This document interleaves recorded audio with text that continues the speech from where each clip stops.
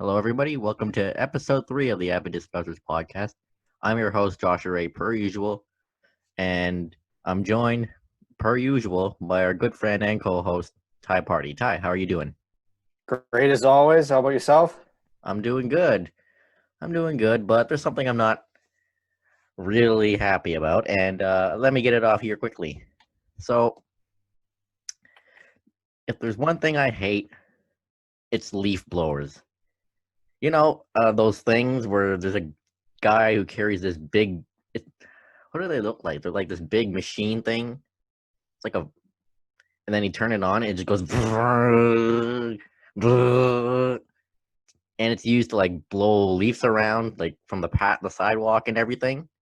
I really hate those. Like the other day, I was trying to research for this podcast and try to relax, but outside my apartment for about half the damn day, there's a guy just blowing on his using his reef blower, just going, and it just wouldn't stop. Like seriously, you're blowing leaves and dirt around. I find those things useless, especially this time of year. Like, who gives a damn that there are leaves on the ground?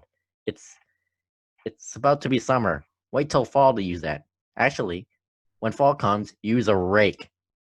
It's much less noisy.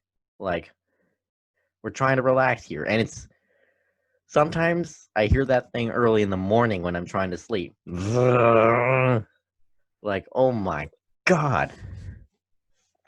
Uh, sometimes times I just wanna just grab a leaf blower and just hit it with a steel pipe or something. Uh, It's all about efficiency. All about efficiency. I mean, like it's more noisy, but I mean, yeah, I, I I can. always get for. I always have to use a freaking rake at work. So like, I just hate them, and I like the efficiency of the leaf blower when I. So like, I mean, like, yeah, it's noisy in the whole bit, but like, as somebody has to work labor a lot of the time, I mean, like, it just helps out. We'll say that. Yeah, I get that it's I'm efficient. sorry. I'm not disagreeing with you. I'm saying like when you hear a leaf blower at 8 in the morning, like obviously it's like pretty damn annoying. But as somebody who has to work with that rake at work, we'll just say, it takes us time. Yeah, I get that it's efficient, but there are ways where it just makes it worse. Like you're blowing dust in the air, you're blowing trash people have put on the ground, and God knows what else. But enough about leaf blowers. Let's get on to the sports talk. So big news in the NHL as the Buffalo Sabres fired Jason Botterill, and Buffalo continues its descent into sadness and into hell. Like, oh boy, Ty, you should start off with this one. Well, okay, like you look at it like from Buffalo, right? So obviously, like since the Pagulas really took over, have Buffalo's really been nothing, and I just look at Buffalo like they obviously like own the. I think that they own the Sabres too, right? Or they say they own the Sabres and the Bills. Yeah, I believe But so. like you look at it, it's like they clearly care way more about Buffalo, the Bills, than they do the Sabres, and it really shows in the quality of their product. And so if you're going to look at it that way too, if you care more about the Bills, then you got to let your GM do your job eventually. And I look at Buffalo, and it's kind of started the last couple of days, really been clear. It's like I think it comes down from ownership at the top because if you can only fire your GM, your head coach so much before it comes down to the owner actually having to step away and let their person do the job. It's like hiring somebody at a workplace and saying like, yeah, okay, we'll do this. We'll pay you $100,000 a year to do this, right? But then having your boss make all the input on every single decision you make, it's like, well, why'd you hire me in the first place then?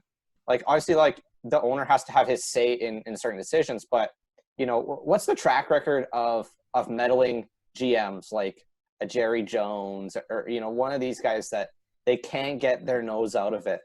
And I look at Buffalo as one of those teams that they have like two owners that just won't get their nose out of it.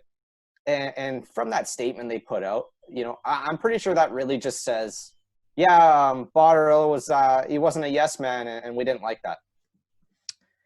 Yeah, ever since the Pagulas took over, Kim and Terry, they've been a bad team. Like they've gone through, I believe, 6 head coaches and 4 GMs in the last decade, and no playoff appearances either. Like, like something's gotta give here. Like when is this all gonna end for Sabres fans? And like you said, owners, I get that they should have some say in the decision, but they shouldn't be meddling so much. They shouldn't have a huge influence. And they're also their hirings, man, they've all haven't worked out.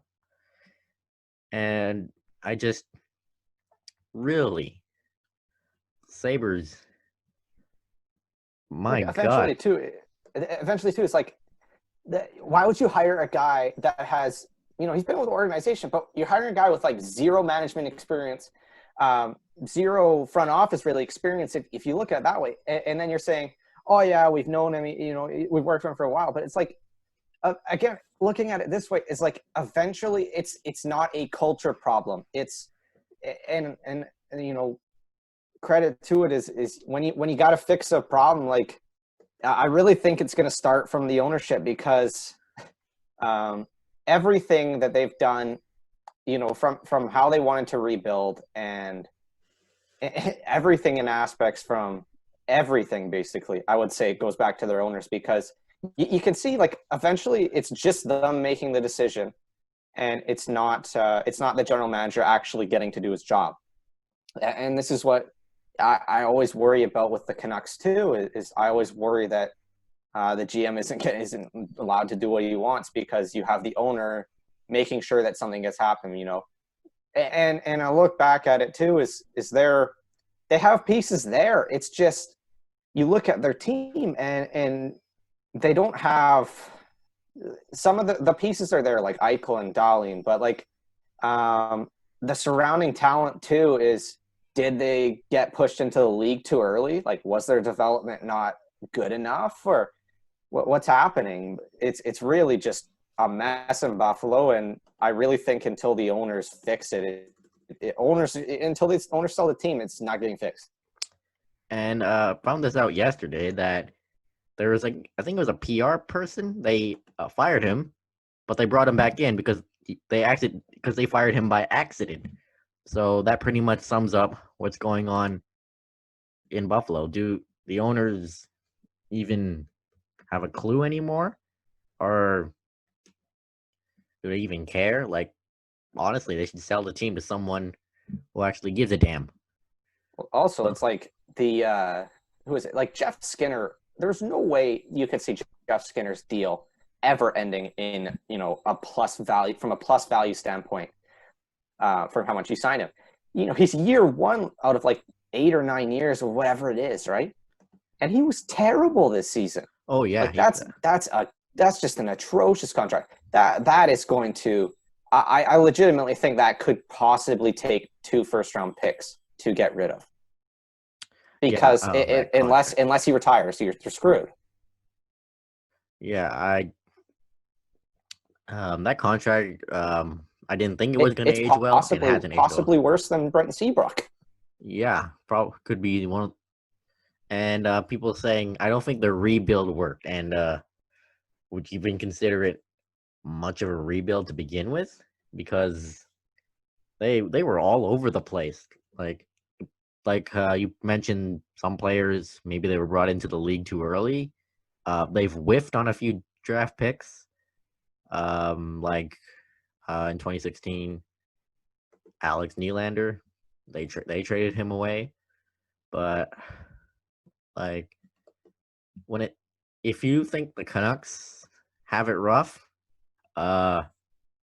Buffalo, it's like a million times worse. And Buffalo, they could possibly be the Cleveland Browns of hockey, because just coaching change after coaching change, GM change after GM change.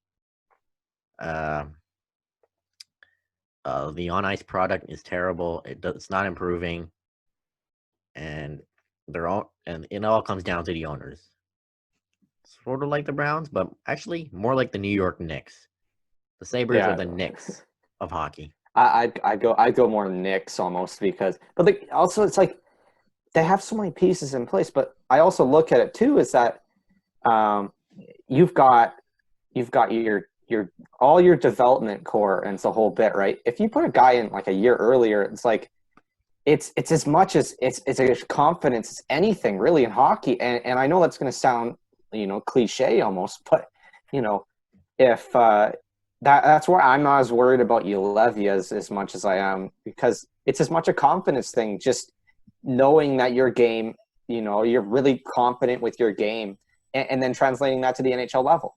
And when you put a guy in too early and then he makes more mistakes, it obviously takes its toll. So how many of these guys weren't developed correctly and put in maybe like 2 or 3 years like early, just so that Buffalo can all of a sudden have their guys in the NHL? I think two names come to mind would be Zemgus Girgensson and Mikhail Grigorenko. And I would have said Casey Middlestat too. yeah, you could even say Casey Middlestat. They were highly touted, but I guess they were brought in a bit too early and haven't been the same since. Could even say the same thing about Rasmus Ristolainen. And I'd say that's kind of what happened with Vertanen, in my opinion. And that's why it's just taking him a couple of years kind of to turn around. And we're kind of starting to see that a little bit now. But like, what if Vertanen stays one more year in junior and doesn't get thrown in the NHL? Like, who knows? Like, it's weird to think about, but like, imagine. Yeah. Some players develop slower than others. Not everyone's a Quinn Hughes or an Elias Pettersson. Some players, they just need time. And even Hughes spent an extra. Hughes went back for another year. He probably could have came to the NHL early. Like, yeah, but is he going to come in? Is he going to come back and make it like a big impact like right away? Like, he wasn't perfect when he came here for that like 10 games, but like this year he just came in, just not even question that he's like an instant impact as a franchise team man. Yeah. Like as I mentioned on the last episode, Buffalo is the saddest city in all of the in North American sports, and what's going on with the Sabres makes it worse because there's no way they're going to get out of this unless the Pigulas sell the team. Sabres fans, I feel so bad for you. It's just painful, and you can tell Jack Eichel's pissed off about this. 5 years he's been in the league, I guess, and no playoff experiences. Oh, just the Sabres and even the Bills, just poor franchises. Mm-hmm.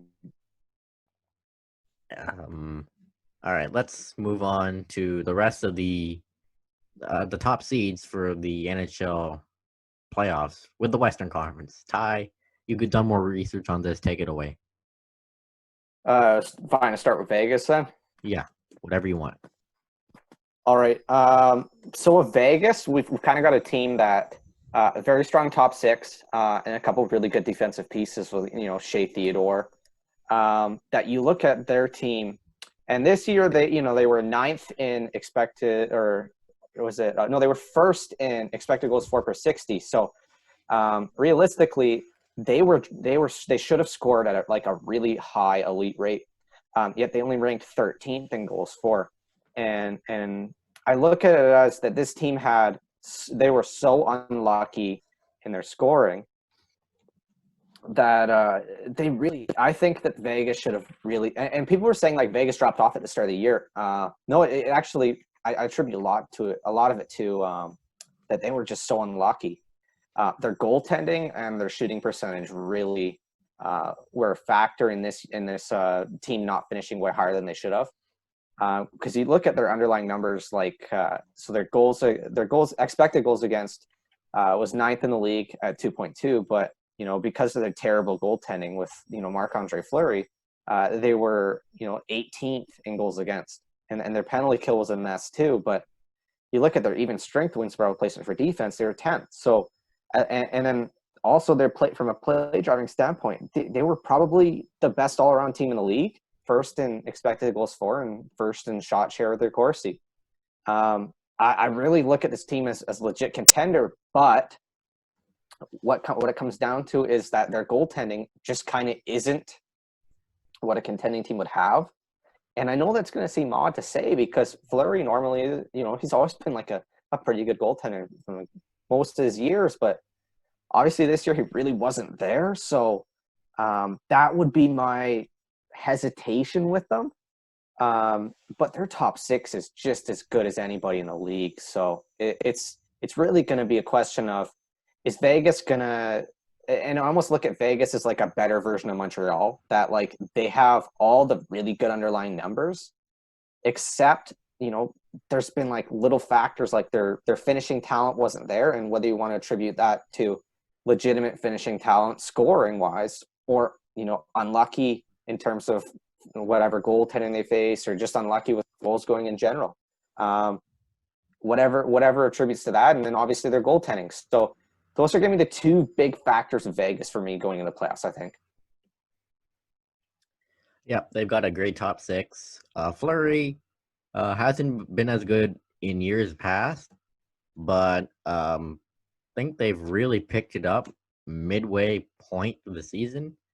And you got to watch out for Vegas because they can surprise you in many ways. They bolstered with the trade deadline. They added Alec Martinez on D, for example, and I think that they made any other deal. They didn't make any other deals other than that. They were other pretty than that, quiet. yeah, they were quiet. But I think D was an issue for them, so they had to get Martinez. But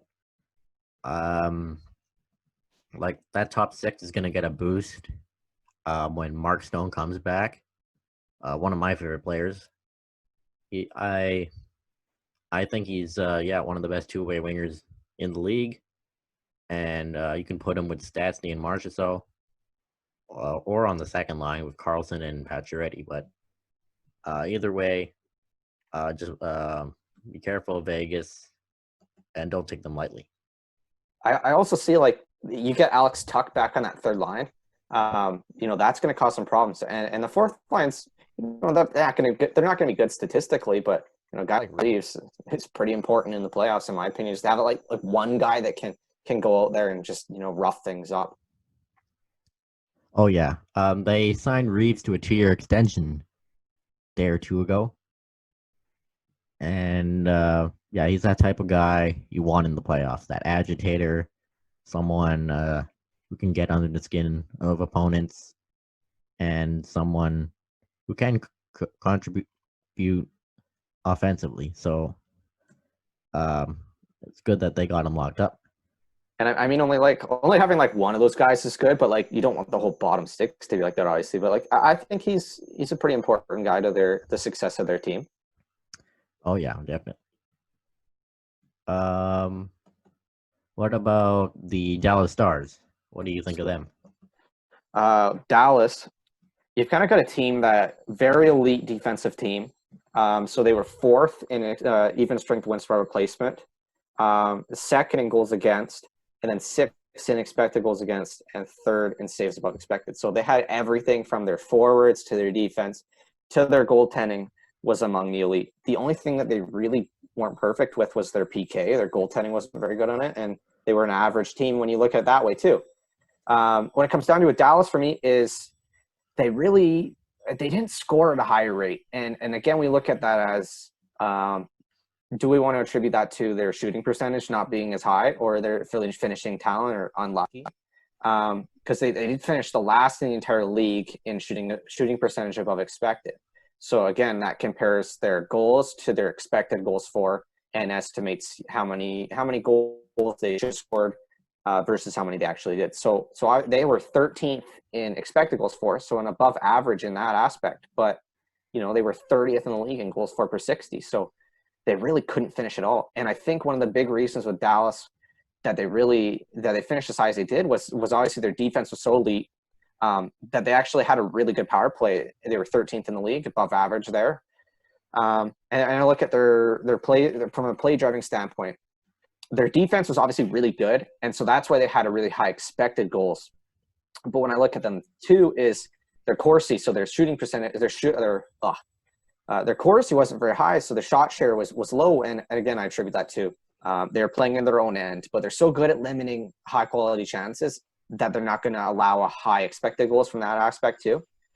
So they had a high quality start percentage too. They're 6th in the league, so they had a really low expected goals, low possession numbers. And so they're an elite defensive team, but their offense, obviously it should have been better than, the analytics say that it obviously should have been better than they actually performed.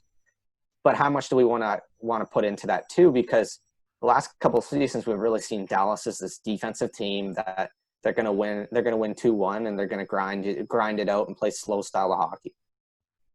Yep, Dallas, the Big D. It's pretty much in their name, a pretty solid defensive team. Goaltending, it's been surprisingly good, except really for the penalty kill, as you mentioned. The forward core, it could have been better, but it got by throughout the season.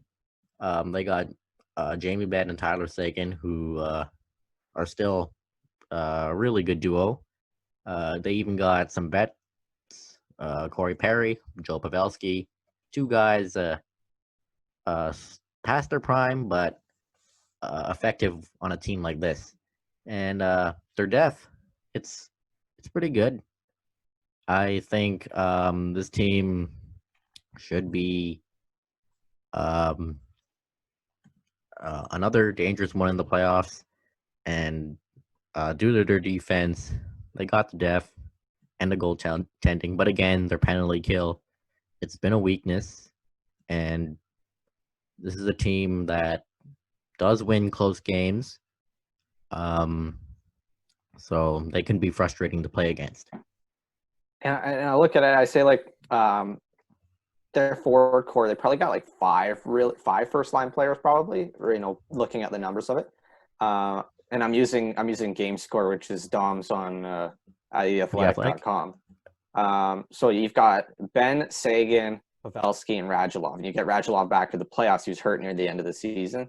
And then Klingberg, Heiskanen, those are good defense. But so they have the pieces there. They don't have anybody that's a legit liability looking at their team. But also they have pieces, but they don't have an insanely good team. So I think of the 4 here, they probably worry me the least. I'd say they're probably the team I'd want to play the most if I have to choose one of these 4. And that attributes to the fact that their offense was just terrible this season from a pure number standpoint. We're not looking at whether they should have been better or not. That I think eventually, you can have a good defense and all, but eventually if you keep firing the puck at the net's going to go in at some point. Yep. Let's move on to the Colorado Avalanche. All right. So Colorado, they were a team that, again, they really benefited from a high shooting percentage. So they finished at a really high rate, and whether, again, we want to put that to luck or just a pure talent standpoint, you can really argue both. So they finished first in wins by replacement for even strength. And again, wins by replacement is heavily relied on,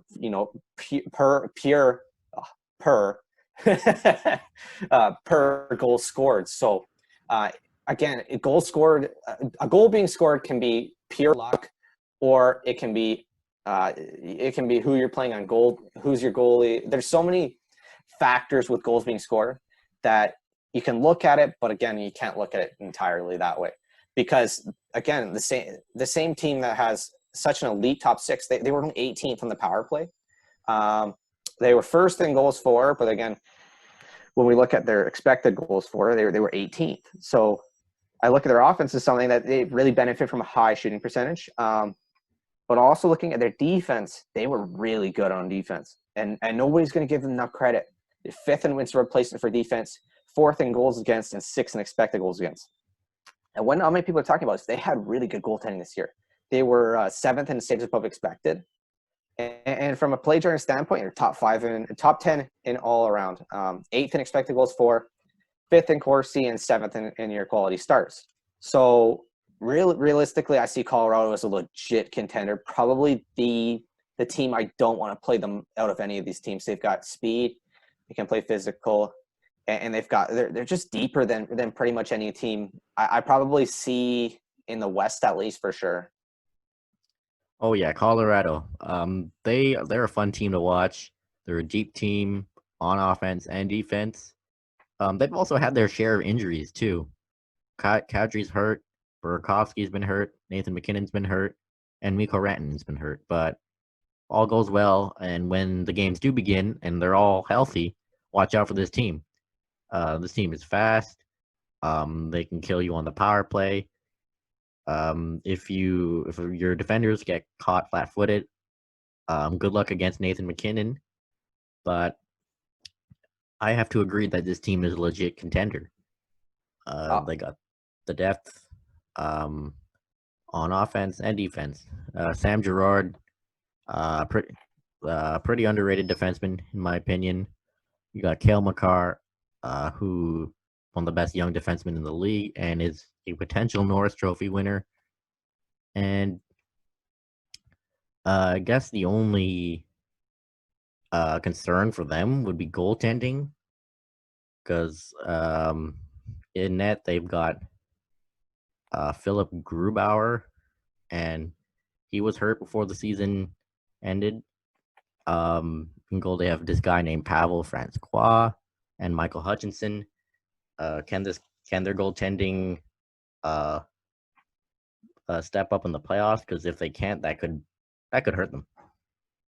I thought their goaltending was legitimately good this year too, and nobody's going to give them credit for it either. Really? But all I can think about from Nathan McKinnon's standpoint is that that game. I was at that game in was it in November? I think it was where he just made Chris Tanev look silly in overtime. Oh yeah, Nathan McKinnon makes anyone look silly. But where's Grubauer rank?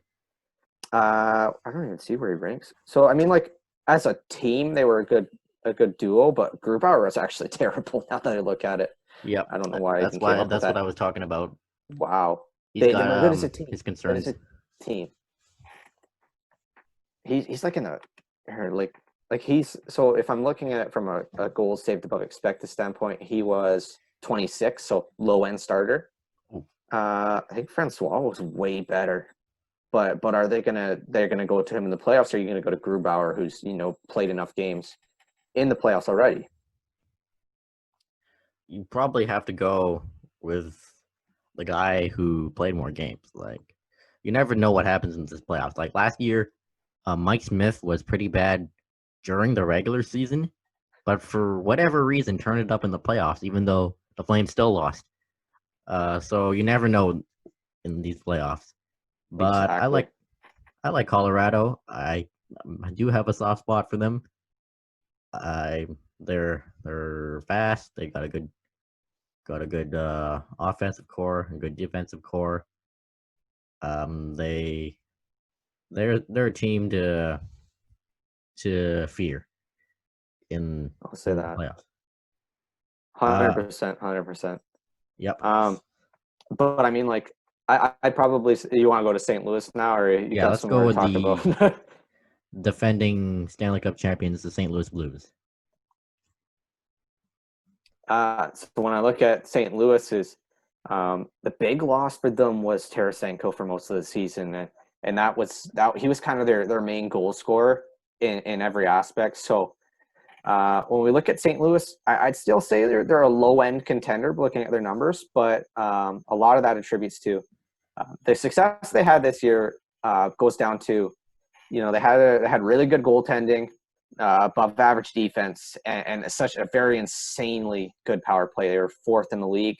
When I look at their defense too, 13th even strength win spread replacement.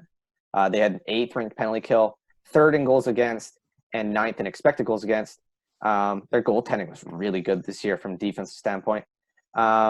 Offensively, they really weren't that great outside of the power play. That's what, getting a guy like Tarasenko back could turn a lot of things around. But I think people are going to get caught up in this St. Louis team being the exact as they were last year. And they just haven't been as good. Like, they're still really good, but it's tough for me to say like they're legit powerhouse as they were this year. But and I know that's going to seem crazy to a lot of people, but they just don't have as good of numbers as they had last year going into the playoffs. Yeah, Tarasenko was their biggest loss, but they managed fine without him. Jaden Swartz and Alex Steen have stepped up, and so have this Sammy Blais guy. But as you mentioned, they aren't. You've looked at the numbers, and they show that they haven't been as good as they were last year going into the playoffs. But that doesn't mean they're bad. They're still good. But St. Louis, I'm not sure if they would repeat, but this team seems poised to. Good goaltending once again from Binnington and Allen. Their defense, it's solid, especially the bottom four of Scandella, Parayko, Vince Dunn, and Robert Rituzzo. Alex Pietrangelo is still Alex Pietrangelo, and they added Justin Volk to the mix. Their forward core, especially the bottom six, I like it. I think they got the depth needed for the playoffs. And overall, this team is still pretty solid. They might not repeat as champions, but you never know. You never know with this team. Like, I didn't expect them to win the cup last year, and they did. So this team could surprise people.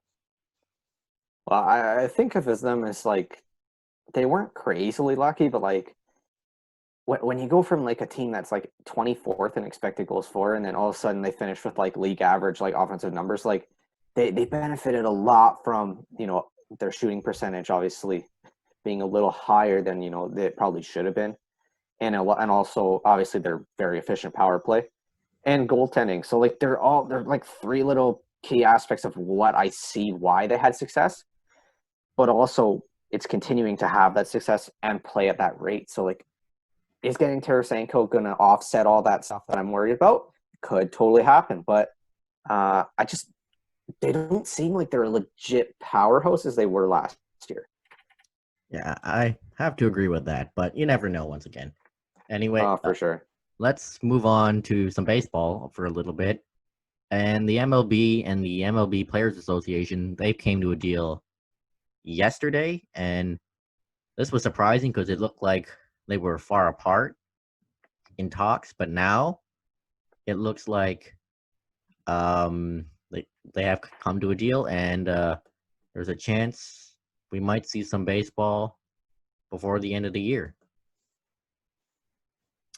Ty, do you have anything to say about this?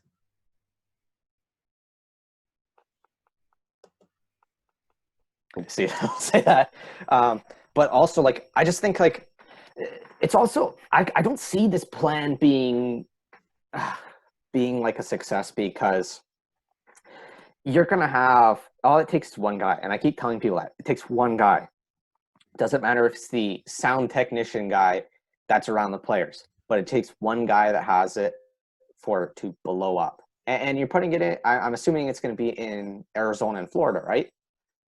Those two are not like safe places to put sports in general, because like they've just, their COVID numbers are insane right now.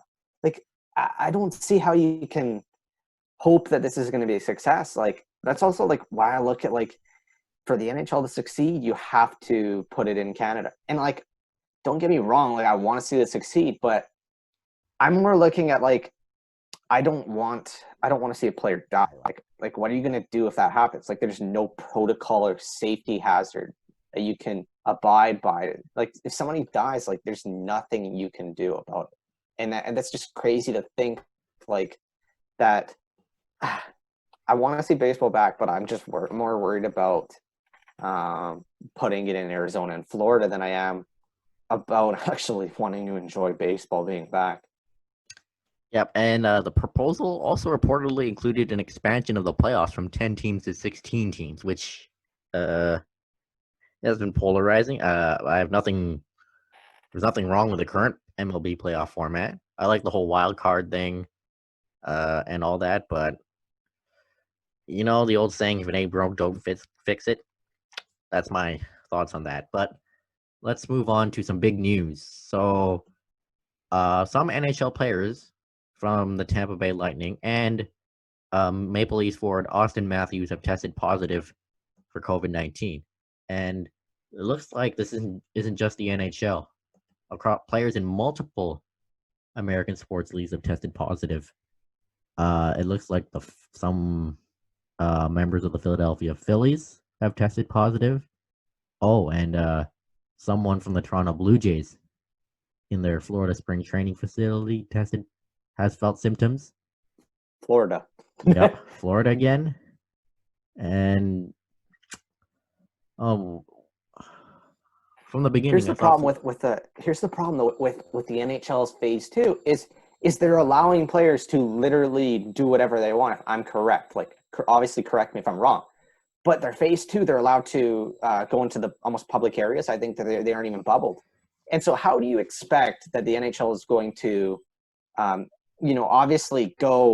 obviously sustain a healthy environment for the players to play if you're basically allowing players that are living in Florida, Tampa, all that area in Florida, Arizona? I think that's where Auston Matthews is living right now. That's where he Like, lives. it's not a surprise that these guys that eventually somebody's going to get it. And what if that person can't fight it as strong as somebody else? Like, that's why I worry about these guys like Max Domi or Capo Caco coming back. Is you also got to look at the safety of your players too. It's not just about the money. Well, to owners it is, but Yeah, and to the league. But as of now, I think Florida and Arizona, their cases are spiking, and it's not like here in BC where we're flattening the curve, but many states in America are showing like record cases, like going up in the thousands. And is sports really like the big thing right now? Yeah, sure. We have been discussing the NHL playoff matchups, but we're talking about them hypothetically, like if they would happen. But this might not go well with everyone. But cancel the NHL season and have no sports until the cases start to really drop. Because again, safety of the players and safety of their families. What if your favorite athlete ends up in the ICU, or hell, what if they end up passing away thanks to COVID-19? What's that gonna mean for the leagues? I know the leagues want revenue, they want money, but I think players' lives comes first, and we're in the midst of a global pandemic, and it's not over. It's still far from over. But as much as I want sports back, I think it's best to put it on hold. But you'll probably say, it sucks. But soccer in Europe, they're playing right now. Yeah, sure. But in Germany, for example, their cases are starting to decrease. And even in the UK. And New Zealand doesn't have any right now. They haven't had any like 3 weeks, and now they have rugby back with full crowds. Yeah, but apparently I heard that 2 women from the UK tested positive there. So that was a kind of a blip. But they're in Europe. Honestly, if you're an American, they do things way better, in many aspects than the States, and healthcare and all that is one of them. So, I wouldn't be too upset if they just canceled the NHL season. As much as I love hockey, it's best if they just do that. Like some players, as you mentioned, Capo Caco and Max Domi, they have diabetes and they're most at risk. And from what I've heard, some players, they don't feel like playing right now. They'd rather just start fresh in the fall or whenever that happens. But the NHL has canceled the season due to a pandemic 100 years ago due to the Spanish flu. And from what I heard, a player died. Yeah. So, yeah, better safe than sorry. I think you start fresh. You look at ways how you can conduct the league in the most safe manner, and you open it up in the fall. You don't try to rush anything earlier, and then you're screwing the start of the next season up too. So Yeah, I mean, like, yeah, it'd be great to have hockey back and stuff, but I know it sucks during the pandemic, but it's kind of how it's got to be to safely have sports back eventually. yeah, but it wouldn't be a bad thing. But we can just Obviously, move on to I'm. we can move on to the draft. Yeah, I mean, like, Fantasy. I'd watch hockey if they came back, but Yeah, I would too. Well, if hockey does come back, Hub City in like Vancouver and Edmonton, as we mentioned in the last episode, or the one before that, would be ideal. Florida's gonna Florida. I'm sorry, Florida is just a whack state, and they should succeed from the entire United States because I feel like they're a country of their own. exactly.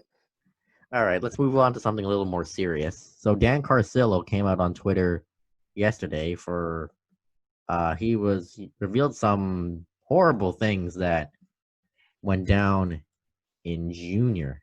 Let me just bring it up here. I can Yeah, start you on can it if do you it. want. Yeah, sure, you can. So I don't want to go because obviously very graphic. A lot of the stuff that Carcillo's was allegedly with a lot of the stuff in the locker room. So I'm going to refrain from talking more into the graphic detail of it.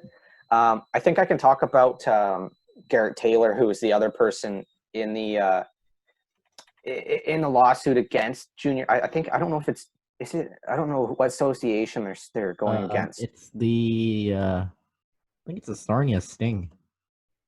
Okay. So basically what Garrett Taylor, so what he's saying is that the head coach of the Giants, he would allow his older players to fight, 16, 17-year-old kids that are trying to make the team, like you're 16 or 17-year-olds trying to live your dream out. And he's letting a 22-year-old guy or however old he is fight this kid so that he sparks his game. Like that's just that's absurd to me. And then the second allegation was that he was giving his older players money for alcohol to get these 16, 17-year-old kids blackout drunk. And I'm not saying that nobody's ever drank before, but like having a coach that is encouraging that and basically paying for his kids, like what if drinking kills him? Like then it's in his hands.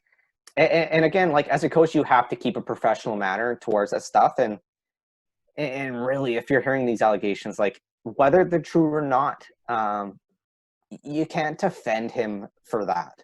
And I'm not going to call anybody out or anything. But Ooh. there's obviously and obviously a lot of the racial and homophobic slurs were also being used by his Giants coach. So again, it goes back to, is the WHL going to take action? Because we were looking at a lot of the stuff happening in the NHL when Mike Babcock was around. So it's kind of coming back to light. Like, and there were a lot of coaches that got fired after Mike Babcock because of these reasons. So are we going to take a step forward, or is hockey culture going to stay the way it is because we have people that are allowed to do this stuff to their players? And some of the stuff that was on there, it's just brutal. Like the guys were beaten by the older players, and the coach would just sometimes join in.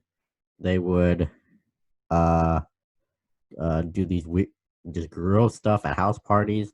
They put a rookie in the laundry bin and run him into a wall. They called it the rookie rocket.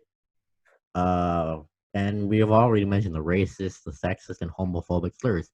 Now, I don't want to hear any of this "boys will be boys" things, because that's not what boys should do. When you say "boys will be boys," you should think of a bunch of kids singing in the locker rooms in high school. That's Boys Will Be Boys. Boys Will Be Boys is a bunch of kids in high school playing with sticks. That's Boys Will Be Boys.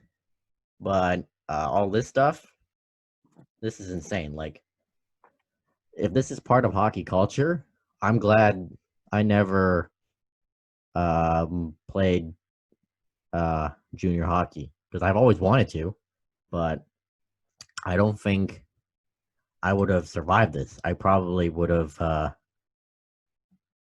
This would have affected my mental health if I was one of these guys, and I think I would have quit the game. And I think I think also, sorry, actually you finished. Sorry. Yeah, I thought you and I'm finished. glad Carcillo and Garrett Taylor came out with this because hockey, it's like this culture of raw, like we gotta be tough and all that. I think, yeah, you could say hockey has a culture problem, and if you're defending this, like don't even say boys will be boys. This is what a hockey team does. That's locker room talk. It isn't. And I mean, like, looking back on it, this is like, I'm gonna say, like, I've been part of a lot of locker rooms throughout my years, and whether it was that professional sports or not, is that coaches there's a lot of coaches that almost encourage this behavior, and I think that's the biggest problem with this all, is that it's never going to be fixed unless we have people that actually, it's the same thing with, obviously, going back to police brutality, it's a systematic problem, and there's good people and there are bad people, but if it's never going to change if people are teaching that behavior. It has to be determined. It's not allowed from a young age, and until we fix that, it's not going to go away. And it really sucks because I love the game of hockey, and seeing stuff like this, this isn't hockey. Yeah, this isn't how a locker room should behave either. I've been in locker rooms in like PE and stuff. Thankfully, none of the kids were like this, and we've got the teachers constantly monitoring us. Like, sure, there were some weird conversations, but nothing like this. No one, and if someone was being racist or homophobic or sexist, somebody called them out. Thankfully, but if hockey is like this, I don't want my children to play ice hockey. And if the coach is encouraging this, like, why? This is not how you should bond as a team. You guys can go to a restaurant and eat some dinner. You guys can play video games together. You don't have to bully the rookie to bond as a team. This is just wrong. And I mean, obviously, I'm gonna say, like, I've been a part of some pretty toxic teams, but the hardest thing to determine really is that if our coaches don't change about this, it's never going to change, and that really sucks. And it goes from every aspect of hockey, is that from managers to coaches to parents teaching their kids that this culture we have in hockey, I think, is worse than any other sport. Oh yeah, any other sport. And I'll defend that. I'll defend that statement to the end because, I think, like, people have a misconception of what hockey culture is. And it took me like a couple of years to look into it more and actually understand it. It's disgusting, a lot of this stuff. And finally, I really appreciate, Daniel Carcillo actually taking a stand against this, because I don't even know how you can live your life after actually having as much trauma going through junior and then making the NHL. Is you have that much trauma in your life. Like, I've got such a deep respect for Carcillo now, seeing him take a stand for all this stuff, that he's got another fan on his side. I'll say that. Yeah, same here. And I'm glad he and Garrett I believe that was his name. Yep. I'm glad they spoke out, and they could have done this sooner, but better late than ever, I guess. Um, Here's some other big news in Vancouver. So the Whitecaps, they fired their CEO Mark Panes after 5 months on the job. And what did he do wrong? We don't know. We don't know what goes behind closed doors. And from what I've heard, he was pretty good at his job too. He made sure the Whitecaps got some good players to sign. He was the one who, I think he was the one who helped out the masks that were sold for to save the aquarium, and he's been involved with a lot of charity work, and he has improved the Whitecaps community outlook, and they just let him go after 5 months. And you know what makes matters worse? He was in Boston for, I believe, the funeral for his father, and he was grieving, and he lost his job. Like, what a dick move! The guy loses his father, and then you fire him. Like, that is a dick move. Talking about beating a man while he's down. Like, people are angry about this. I am too. If people are saying, I don't want my season tickets anymore, sure, that's fine. Because the Whitecaps owners, do they have any compassion for the man? Like, maybe they fired him because they didn't agree with his ideas. They parted ways amicably. It's like, we don't know what goes on behind closed doors, but the way they let him go was just terrible, and lost a lot of respect for the Whitecaps after that. I don't watch too much soccer, but I mean, even from afar, really, you can just tell this is like a terribly run organization. That it's going to take a while, let's just say, to fix everything. That goes from how much money they got from Davies, and did they really even spend much of it? Not much. It's just Now Davies is one of the best players in the world. Yep. He's won his second Bundesliga title and was the Bundesliga's Rookie of the Year, and he is in the top 10 of most valuable players by money in the world, and he's up there with like Kylian Mbappe, Jadon Sancho, some of the best young talent in the world. So, good on Davies, but poor on the Whitecaps, and maybe they should sell the team too. Exactly. Yeah. Maybe the Canucks while they're at it too. Yeah, I don't know. So, our next segment, we're gonna have Chris Faber 39 on Twitter, or Chris Faber from Canucks Convo and Canucks Army on. We actually recorded the interview yesterday due to time, so we're gonna take a quick break and join us for that. All right, guys, I hope you enjoyed our interview with Faber. Now it's time for the best and worst in Twitter, as well as question period. So, should I go first or you? You got all the questions, so let's hear it. Let's do the tweets. I got a few good ones and some bad ones. First one is from this one went viral. It says, "This can't be the same USA Miley was partying in." 100%. Definitely not.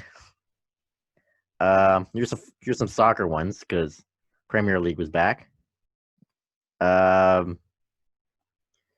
One, since Arsenal lost to Man City 3-0.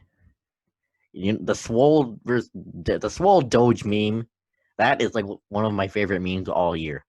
It's like with the buff Doge, and then you got another version of Doge called Cheems looking all sad. There's one that says, during the Corona break, players are back from injury. Arsenal fans are like, players are back from injury. We were in form. Can't wait for football to come back and finish in the top 4. Then after the game, miss Corona break, void the season. Oh, okay, now I got that. Here's another one. Pierre Maguire voted for Cale Makar because he played fewer games. He only had 3 fewer points, and his plus-minus crushes huge. It's not even close. Maguire asked if he thinks plus-minus is an important stat. He says it is for him, especially when it comes to trophies. How is that guy still in the damn league? plus minus. How are you allowed to vote for an award if you're that dumb? Like plus minus, it should not be used to evaluate players. Like, okay, for example, 2014. It's not even that. It's just he's that stupid. Yeah, like how is he allowed to vote for it? He's that stupid. Yeah, like plus minus, it's a useless stat in my opinion. He could tell you how many pounds of spaghetti the guy had, but he cannot. Yeah, tell you the guy who ate was it, like a hot dog or something? Yeah, there's a reason he got demoted so far. He's on like the third crew of like NBC Sports for hockey. Like he's such a useless guy. Just like plus minus. Ovechkin had 50 goals in 2014, and he had like one of the worst plus minuses in the league. Here's one from Pete Blackburn of CBS Sports. Love this guy. You know how Twitter's gonna have all these voice tweets now, which I think is stupid. We need an edit button. He writes, "Take a listen, y'all. Voice tweet.mp3, which is a play on. Take a look, y'all. Image that from Stephen A. Smith. I don't know the joke. I don't know the joke. Sorry. Oh, Stephen A. Smith. We all know him. A few years ago, he tweeted. He was supposed to tweet out a picture. Oh, but okay. He tweeted, okay. Take a look, y'all. The image that 437 whatsoever. I still. Okay. That makes I still sense, think that is the greatest tweet of all time. Did he at least delete it? No, it's still up there. Oh, great. And Pete Blackburn just parodied it with "Take a listen, y'all." .voicetweet.mp3. That's even better. Here's a curse one, and this one has a video. We should start doing videos for this. So these people who support the man in the White House made a re-election song, and here's a listen. Oh, don't even. That is the most. That is close to a cult. I ain't gonna do That's that. as close to a cult following as you've ever seen that. My ears. I didn't know people could possibly be that stupid. Yeah. And I'm gonna get off the rails if I get any farther. Yeah, I don't want to do this. Here's another one. From the Arsenal match. So David Luiz got a red card. He's one of the worst defenders ever. Well, not ever, like in the league right now. Former Chelsea guy. Good for my fantasy team, though.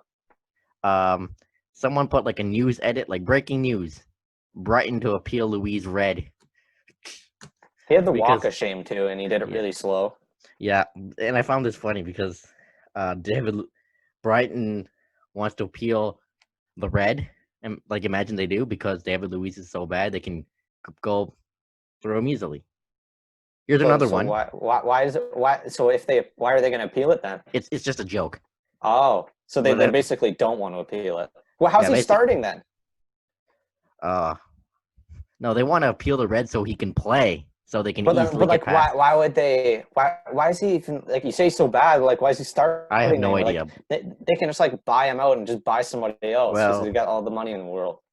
Well, Arsenal, their owner doesn't give a damn.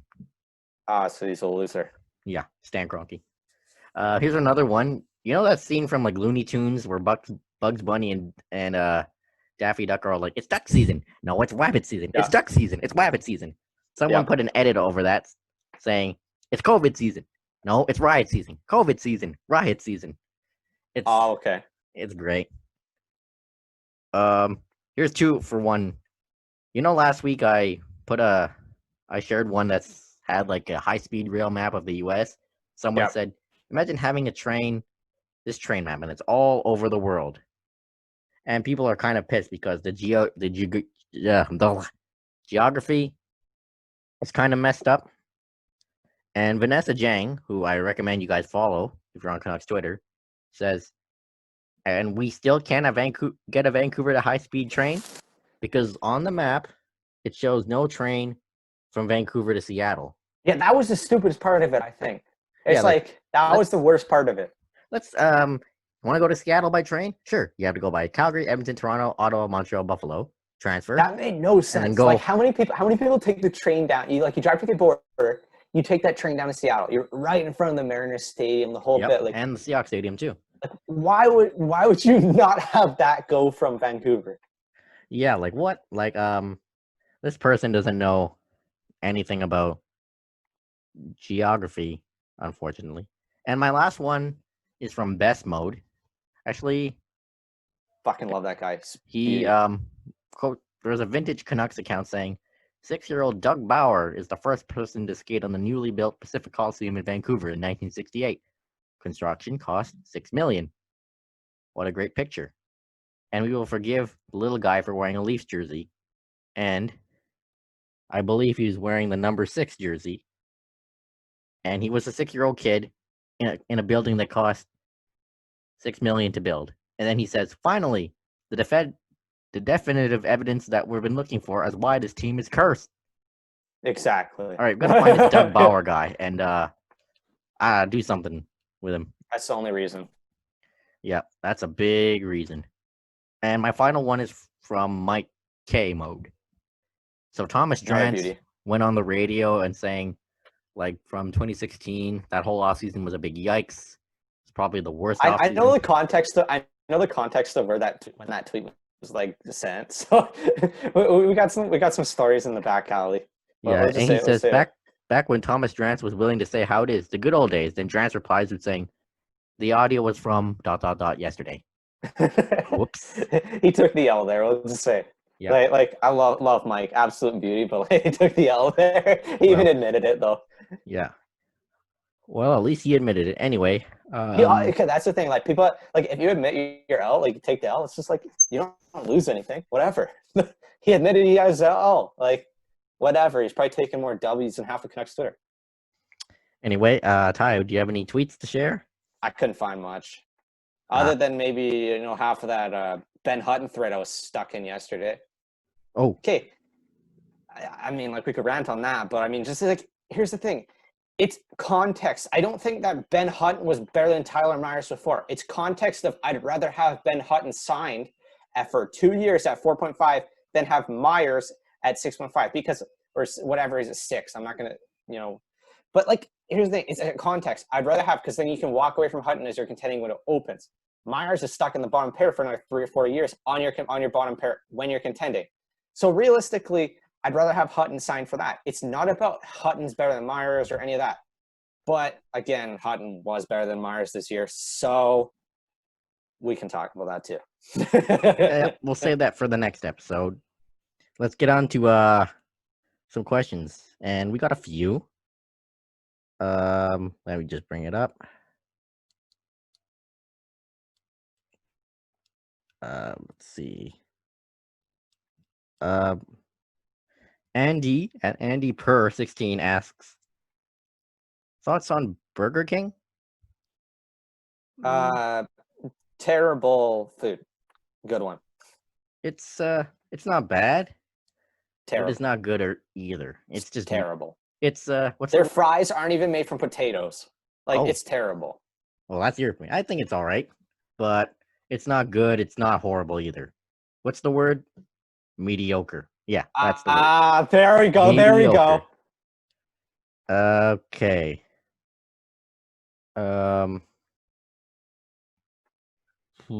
I think I got a few from my personal account.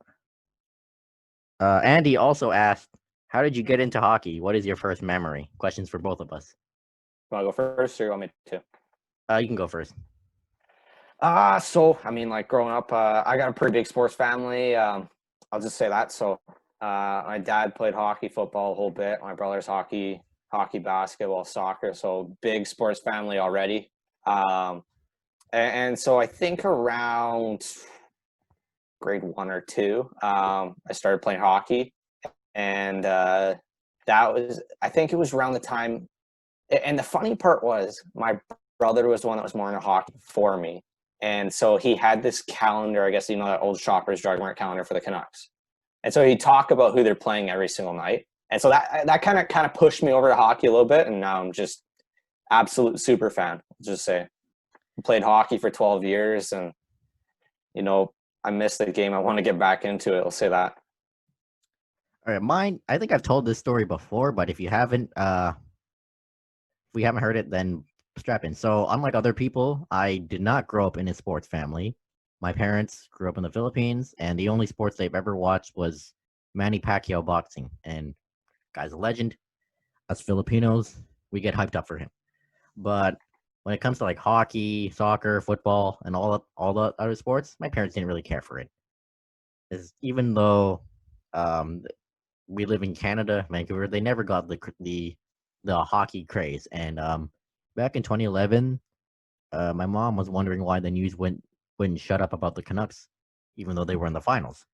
But one day, when I was 9 years old, I was bored of watching like the same shows over and over. There was no Star Wars, the Clone Wars that night, I believe. So I just flipped channels and I flipped to one channel. I believe that was Sportsnet. There was a hockey game between the Canucks and the Stars, so I decided to watch. Why not? Kids in school love this game. Maybe I might like it too. And I did like it.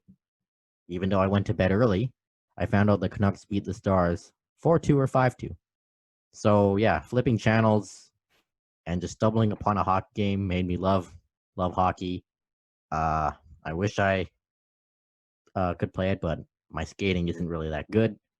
But ever since that day, 11 years ago, hockey, I just fell in love with it. And now it's hopefully my career. Well, not playing, but hopefully doing this podcast or radio or some writing. And thank God for that day.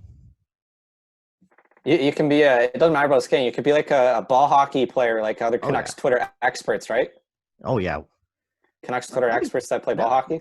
That would be cool. Ball hockey Canucks Twitter like tournament. There are some experts that they only play ball hockey, so don't worry about it. Yeah, but a ball hockey Canucks Twitter tournament would be fun. I'd just take anybody. Yeah. Here's a last question from Joshua Griffith at Joshua Griffith 0. He is a writer for Sports Talkline and an all-around great guy. He asks, I guess for both of us, what made you two want to start your own podcast or show? Motivation behind it, like, hey, we should do this moment. Wait. I met you. I knew through Twitter already. Yeah, and like so we were at that Arizona game. Yeah, we everybody seemed to go to. It was everybody's on break from university, so everybody ended up going to this Arizona game. So I said, "Hey, Josh, how about we meet outside my section, basically?" And we were just talking about the game a little bit. Yeah. Some of the stats about the game I was talking to him about, and you already knew I was a big analytics guy already. Oh yeah, you flooded my DMs with analytics. So basically, we just always debate on Twitter about hockey, and then Josh. I knew Josh was going into radio and stuff, so I knew eventually he'd be interested in podcasts and stuff. And we were talking about doing a podcast already, or you were talking about doing a podcast already. But I never got the time or anything. Never got the time, and you also just didn't know. You didn't know if you were going to do it or not, and then you came to me a couple weeks ago, and you said I'm doing a podcast. Did you come co-host? And I couldn't turn that down because I love to put my hockey takes out there. Yeah, I've been wanting to do a podcast for quite a few years now, but never got the time, never got the equipment. Like this microphone, I bought it last March before everything shut down. And I originally wanted to start this podcast with a friend from college, but he didn't feel confident enough to be in becoming a co-host, so I decided to ask Ty if he was interested, and I'm glad he was. And probably the best co-host I could ask for, because appreciate it. He's a very passionate guy, loves numbers, and I'm passionate as well, but I don't use numbers as much, but I use them in my articles when they need to be. But so I thought it'd be a good balance of eye test and analytics. But in terms of ideas for this show, I think last year I was having a few Guinness beers around this time. Then alcohol makes you really think. And then I was all like, I should start my own podcast once I graduate journalism school. That'd be cool. And I tweeted out on New Year's Eve that it was my biggest goal for the year. And lo and behold, here's the podcast. Did it. And I'd also say the good thing between us two is we kind of have two different perspectives about hockey almost too. Yeah. And so it's always getting different perspectives on the Canucks too is you can hear one side and you can hear the other, you know, for why the numbers are this way, or, you know, why you think like a guy's playing well, you know, because of what you're seeing through your eyes. So that's also like thing. We have a good balance of our views of hockey. And so I felt like, you know, we work really well together in that aspect. Yeah, and I part of me wanted to do this alone, but I thought having a co-host would make it more fun. And I wanted to put my views out there, put my takes out there, even though they're really crappy. But even though you have crappy takes, people would still respect you. Yeah, I didn't feel very respected when I put my Ben Hutton is better than Tyler Myers out there. Oh yeah, some of the media guys. I hey, Andrew Walker, take a shot at me. Yeah, like Dave Pratt, for example, his takes are not good, in my opinion, but I respect the man. Dave Pratt is like the biggest troll of all time. Like, let's just give him credit there. Like, he's the biggest troll of all time. Yeah, but I respect the man, and I think he has a great voice. Pratt, he's a legendary sportscaster in this city, even though his takes aren't good. But I'm sure he's a good guy in person. The best part about Pratt was that he would like never research anything, and then he would just go and like say something just completely like out of left field about it, and then he'd have like Don Taylor like, "You never even watched a game last night." Oh yeah, I remember. That was my first. Oh, I love Donnie. Yeah, and I remember when Sat was the producer for Sat Shaw. He was producer for Pratt's show, and Sat would be like, hold on. Did you even look at this? And he'd be all exactly. Like, no. You got to look at it from this perspective. No. It's this instead. That's the thing about Pratt, is he always got you talking, and if you were mad, he's doing his job. Yeah, and if you're mad at my takes, then lo and behold, tell me how bad my takes are. Come at me. And I even put that in my bio. I have lots of bad takes, but this podcast is I only have good takes, so is a platform for us to show, for you, Ty, to show your good takes, and for me to show off my bad I only ones. have good takes. I only have good takes. Like, Ben Hutton is better than Tyler Myers this season. Well, agree to it's disagree. Factual. Well, I have to agree with this season, but this season, like last season's no, but like this season, Ben Hutton has been better than Tyler Myers. Yeah, it's just a fact. There's nothing you can do to argue it. Yeah, so I think that pretty much wraps up today's episode. Hope you enjoyed it. Leave us a review on Twitter or on Apple Podcasts. You can follow the podcast at Avid Discussers on Twitter and Instagram. And you can find us on Facebook too. Search up Avid Discussers Podcast. You can follow me and Ty at Joshua Ray 91, and he's Tea Party 21 on both Twitter and Instagram. Shoot us a message, say hi, come at us for our takes, whatever. And we'll see you next week.